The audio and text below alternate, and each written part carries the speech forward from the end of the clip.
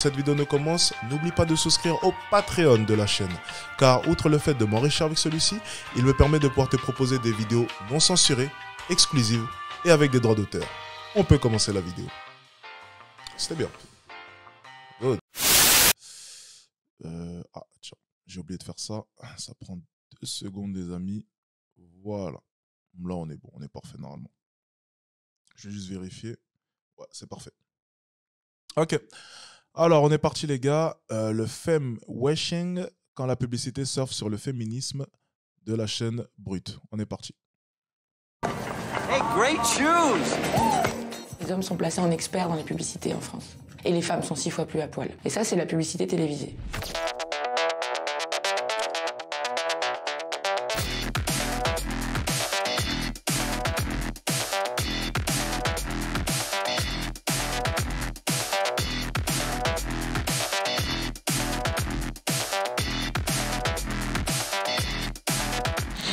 Elle est jalouse, mais c'est normal. Clara est jolie, séduisante, fragile, un peu ronde. Mais c'est comme ça que je les aime. Il y a Habitat. Habitat qui a sorti une... D'accord, donc on part sur une fervente féministe 2.0. Ma foi, est-ce qu'on peut qualifier cette forme de féminisme comme 2.0 ? Oui, on peut le dire. Donc, qui va viser du coup le côté publicitaire, donc tout ce qui est femme-objet, femme un peu trop sexualisée. Encore une fois, bon, on part vraiment dans une forme de féminisme de base, enfin de bas étage même, je dirais. Bon, écoutez, je pense que ça ne va pas voler très haut, mais on va voir la suite. Écoutez. Une campagne où les assiettes ont le nom de femmes. Donc Clara, Sansa, etc., etc. Je te sers ? Non, on ne salit pas Clara. Là, malheureusement, c'est de la publicité sexiste, c'est de la publicité qui objective totalement les femmes. Et pire que cela, ça crée vraiment une représentation de l'homme dans toute sa puissance et les femmes qui attendraient la validation du regard masculin. Ouch! Bon, là, encore une fois, on a vraiment droit à un très, très, très, très gros raccourci. Je pense sincèrement que dans le monde d'aujourd'hui, à vrai dire, je ne sais plus ce que j'ai le droit de faire. Je ne sais même plus si une de mes actions peut être mal traduite par un quelconque groupe de féministes. Enfin, on en est venu à un point où vraiment, on revoit nos vidéos plusieurs fois pour savoir s'il n'y aurait pas une pensée un peu sexiste. Enfin, je trouve ça quand même phénoménal qu'on en vienne à prendre comme ça des détails et en faire des raccourcis aussi grossiers, ma foi. Écoutez, bon. Je ne vais même pas relever l'exemple de cette pub. Je ne dis même pas qu'elle est à but sexiste ou non. Je dis simplement que j'en ai marre que ces femmes-là essayent d'étudier, de traduire ce que la pub voulait laisser penser. Moi, j'appelle ça de la diffamation. Mais apparemment, de leur côté, la diffamation, le principe même de diffamation ne fonctionne pas. Elles sont immunisées contre cela. Et la diffamation, du coup, est omniprésente. On a vu, de par nos analyses passées, que des féministes se permettaient d'essayer de capter les sous-entendus, qui n'étaient du coup pas dits, car ce sont des sous-entendus, et des sous-entendus par moments même dangereux. Je trouve ça quand même phénoménal que de leur côté, la diffamation ne soit pas punie. Elles peuvent analyser n'importe quel discours et prétendre qu'il voulait dire ça aussi. Elles peuvent dire que ton discours peut s'apparenter à du viol, ton discours est... Enfin, où va le monde ? Où va le monde ? Arrêtez d'interpréter quoi que ce soit. Arrêtez de vouloir interpréter quoi que ce soit. Parce qu'apparemment, ce n'est pas pour tout le monde. Ce n'est pas pour tout le monde. Allez. Les rayures sont inévitables. Nous avons donc créé un produit unique. Renault présente Twingo Nail Polish. C'est aberrant. Ok, donc là, je vois le raccourci. Donc, une femme, rayure, forcément, les femmes ne savent pas conduire. Ok, bon, intéressant. Renault diffuse l'été dernier une campagne pour vendre les mérites de la Twingo, donc une petite citadine. Il faut savoir qu'en plus, les femmes, on est souvent reliées aux petites citadines. On voit très peu de femmes quand même dans des énormes berlines. Des vernis assortis à la couleur de votre Twingo. qui permettent aussi de retoucher les rayures. Sublimez vos ongles et votre voiture. Ce vernis avait la possibilité en plus de réparer les rayures que les femmes font quand elles conduisent, parce qu'on sait évidemment que les femmes conduisent moins bien que les hommes. Donc ça, c'est typiquement un discours néfaste pour les femmes et jeunes filles. On s'en rend pas compte en fait, parce que quand on a 18 ans, en effet, on peut aimer le vernis, et puis on peut trouver que les petites voitures de couleur, elles sont sympas.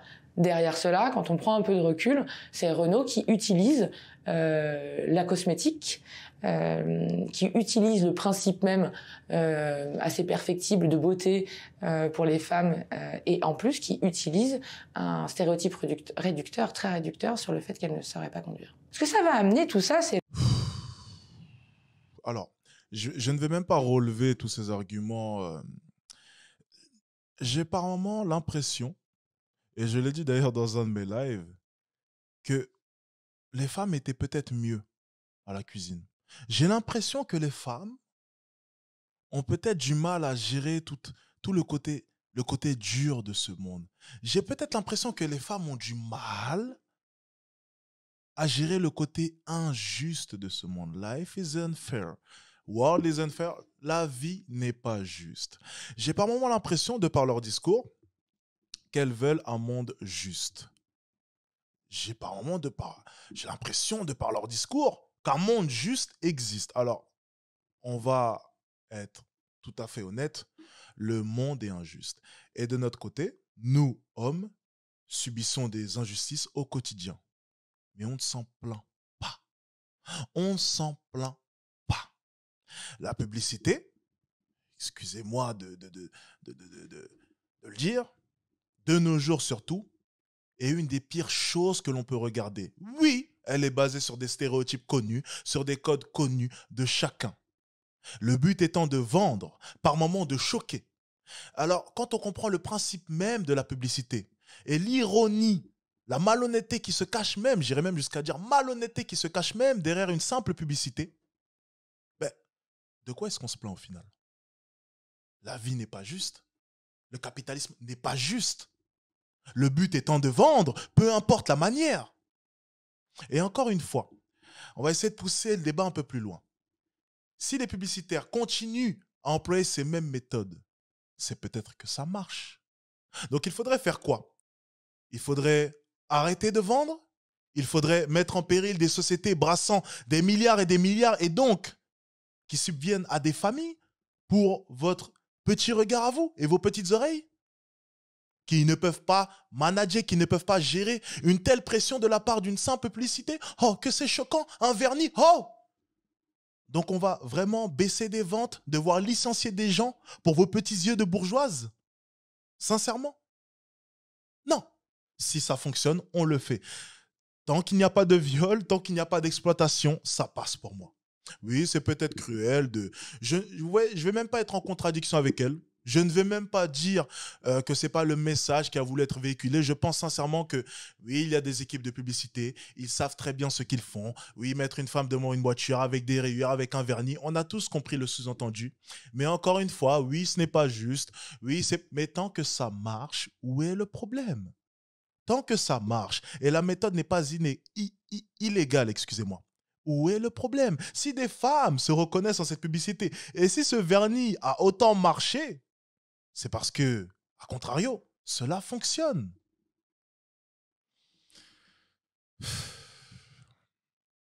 C'est qu'il y aura des pubs qui vont être ringardes et des pubs qui ne le seront pas. Aujourd'hui, il y a une étude qui démontre qu'une campagne non stéréotypée génère un retour sur investissement de l'ordre de 26%.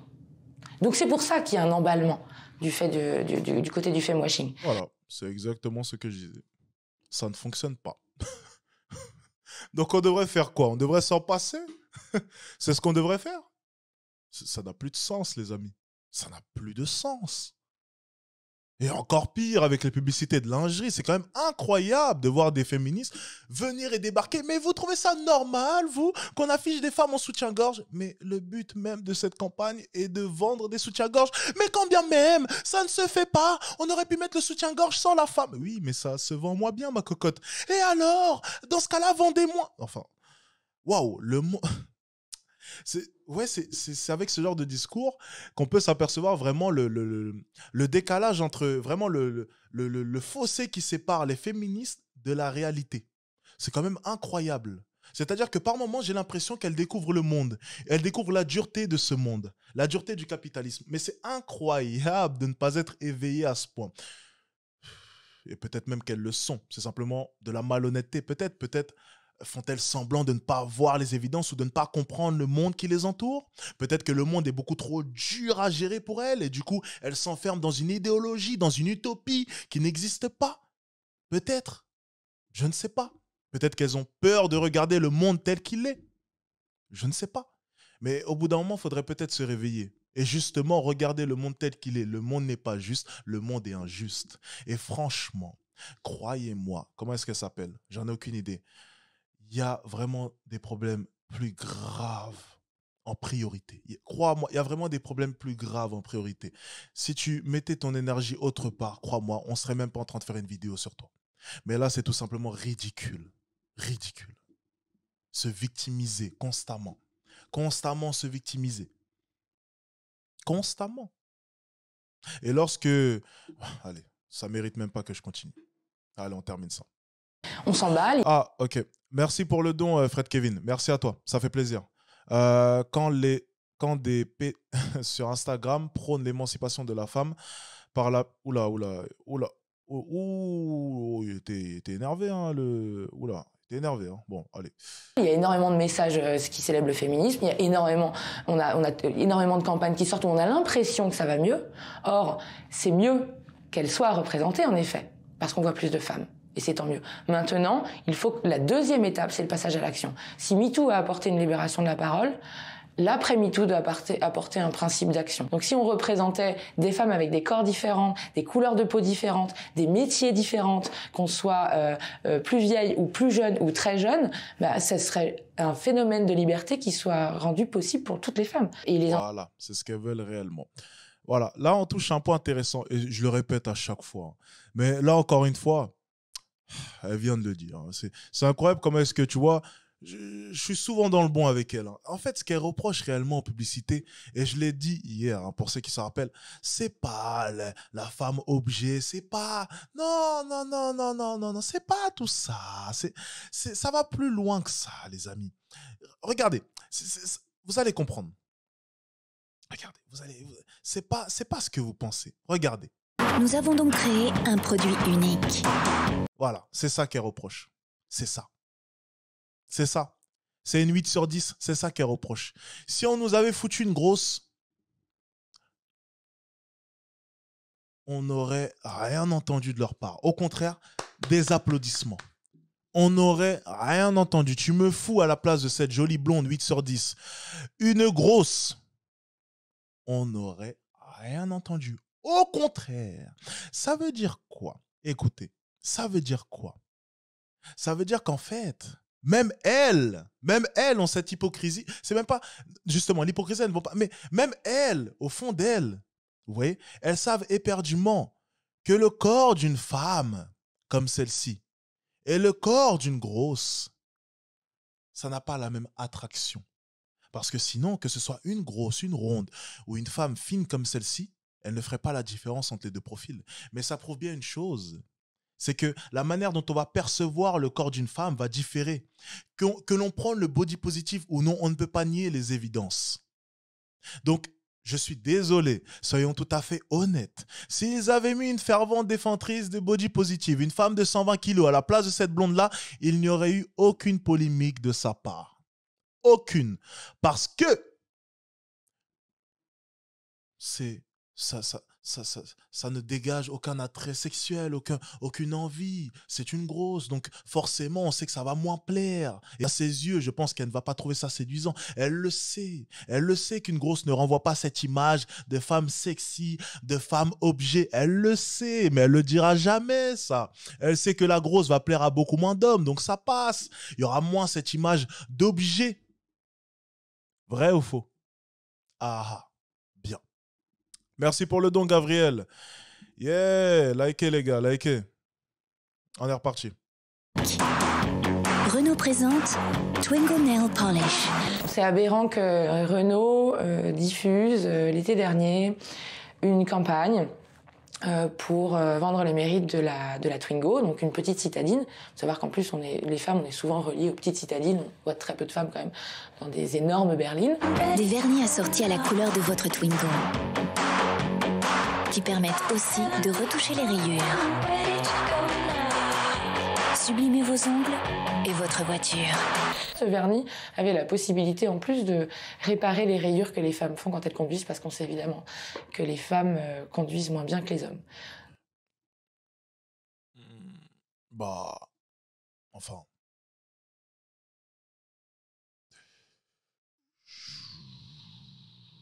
Je veux pas tirer sur l'ambulance, hein. Bon, écoutez, je vais rien dire. Non, c'est bon. Pas de problème pour aujourd'hui, ça ira. Donc ça, c'est typiquement un discours néfaste pour les femmes et jeunes filles. On s'en rend pas compte, en fait, parce que quand on a 18 ans, en effet, on peut aimer le vernis, et puis on peut trouver que les petites voitures de couleur, elles sont sympas. Derrière cela, quand on prend un peu de recul, c'est Renault qui utilise la cosmétique, qui utilise le principe même assez perfectible de beauté pour les femmes, et en plus qui utilise un stéréotype réducteur, très réducteur, sur le fait qu'elles ne sauraient pas conduire. Ce que ça va amener, tout ça... Bon, très beau recul, hein, effectivement. Ma foi, tu vois, je vais même pas la contredire. Parce qu'honnêtement, c'est vrai que bon, des gens sont spécialisés dans cela, donc ils savent très bien capter les messages qu'ils vont véhiculer, et je vais pas être en total désaccord avec ce qu'elle vient de dire. Ok, ce serait faire l'hypocrite. Bien. Mais encore une fois, je vais le répéter, life isn't fair. Et oui, si ça vend, on fait. C'est pour ça que je dis, on répète tout le temps et on vous le rabâche à chaque fois, mais s'il y avait vraiment des inégalités salariales, si une femme avec les mêmes compétences qu'un autre homme était payée moins cher, on l'engagerait. Parce qu'elle coûte moins cher niveau main-d'œuvre, parce qu'ils s'en foutent, ils veulent juste faire du profit. Encore une fois, si mettre une grosse devant une Twingo ou si mettre un homme devant une Twingo, ça fonctionnait mieux, ben ils mettraient un homme. Mais les gens consomment ce genre de contenu ce genre de produit beaucoup plus facilement lorsque la publicité véhicule l'image de la femme parfaite, fine, stéréotypée. Ça vend plus, donc ils le font, encore une fois. Donc, bon, c'est de la logique pure, mais bon, c'est compliqué. C'est qu'il y aura des pubs qui vont être ringardes et des pubs qui ne le seront pas. Aujourd'hui, il y a une étude qui démontre qu'une campagne non stéréotypée génère un retour sur investissement de l'ordre de 26%. Donc c'est pour ça qu'il y a un emballement du côté du femwashing. On s'emballe, il y a énormément de messages qui célèbrent le féminisme, on a énormément de campagnes qui sortent où on a l'impression que ça va mieux. Or, c'est mieux qu'elles soient représentées, en effet, parce qu'on voit plus de femmes. Et c'est tant mieux. Maintenant, il faut que la deuxième étape, c'est le passage à l'action. Si MeToo a apporté une libération de la parole, l'après-MeToo doit apporter un principe d'action. Donc si on représentait des femmes avec des corps différents, des couleurs de peau différentes, des métiers différents, qu'on soit plus vieille ou plus jeune ou très jeune, bah, ça serait un phénomène de liberté qui soit rendu possible pour toutes les femmes. Et les entreprises ont tout à gagner parce que les femmes représentent le pouvoir économique. 85% des biens et services du monde sont influencés par les femmes. Donc si demain elles arrêtaient toutes de consommer, c'est l'économie qui tomberait.